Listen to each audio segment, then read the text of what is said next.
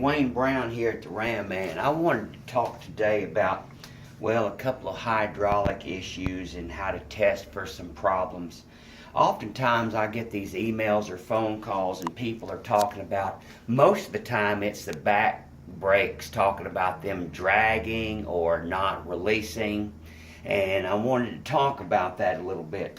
You know, these drum brakes, you know, you can have these things adjusted too tight, and they expand once you start driving a little bit, and they're going to get tighter and tighter. I know we like to adjust them out so that they're really, really close, but you've got to leave just a little bit of room for heat expansion.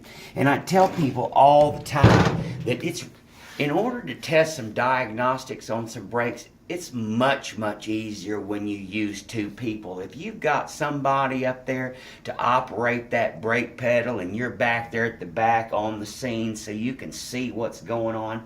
What I mean by this, it's real easy to diagnose your rear axle problems. You can put a floor jack underneath that pumpkin, get that ass end up off the ground, and you can get somebody in that car and step on the brakes, and you can see, when do the brakes start locking down? Does it take a long time? Do they lock all the way down? Hey, wife, stomp on it. Can you go back? Can you turn that left one? Can you turn that right one? Are they both equal?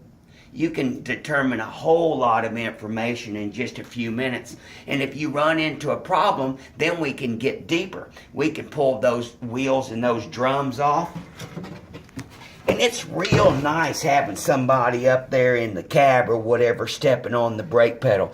You can see these push rods going in and out, moving these brake shoes. You can see if they're releasing and if they're retracting, going in and out, and you can check the mechanicals. Seeing is believing. Once you see it working, then you're going to believe it. Now, if you see that maybe these are going out and they're slow to retract, maybe we've got a hydraulic problem. Maybe the master cylinder's not releasing. Now remember, folks, I want you to think of the master cylinder. Here's your typical power booster and a master cylinder right here. And basically, I want you to just think of the master cylinder as a piston pump. This is the cup for the back piston, and this is the cup for the front piston. When you look down in a master cylinder, you'll see these holes, compensation ports or return ports.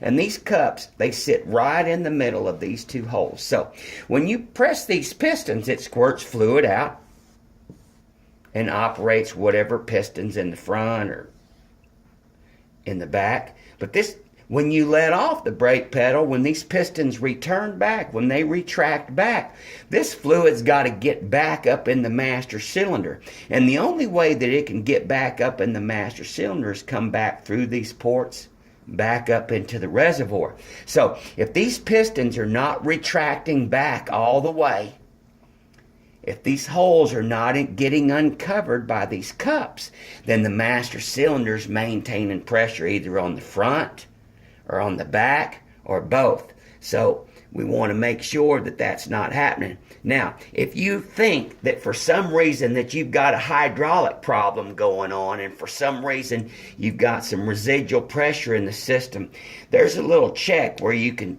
check and see. Let me show you right here on this typical booster and master cylinder. Right here we've got a tandem Bendix right here with your normal master cylinder bolted up. And once again, the only way this master cylinder can maintain pressure is if those pistons are not coming back all the way. Now, a couple things can happen. The pistons can be dragging because they're old. Maybe the springs are wore out. Maybe there's some trash in there. Of course, the other big problem is you do not run .5 brake fluid. It causes a multitude of problems, often swelling those original rubber cups and makes the pistons drag. Please don't run .5. But now we're going to check on a mechanical problem. And it's not messy, it's real easy to do. If we unscrew these master cylinder nuts and we allow this master cylinder to come off the booster just a little bit. Come off just a little bit and separate. If the hydraulic pressure releases at either the front or the back, it identifies that we've got a problem that we need to attend to, and it is a mechanical problem with the master cylinder and the booster.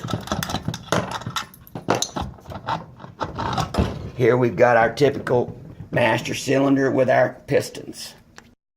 So if we release this master cylinder a little bit off of the mounting flange and the hydraulic pressure releases, that usually tells us that this booster front push rod is a little bit too long and we need to shorten it up. Almost all of them have an acorn nut, and it's pretty easy. It's a 3/8, and you can use a 3/8 socket or you can use a wrench, but it usually doesn't take but 2 or 3 or 4 turns.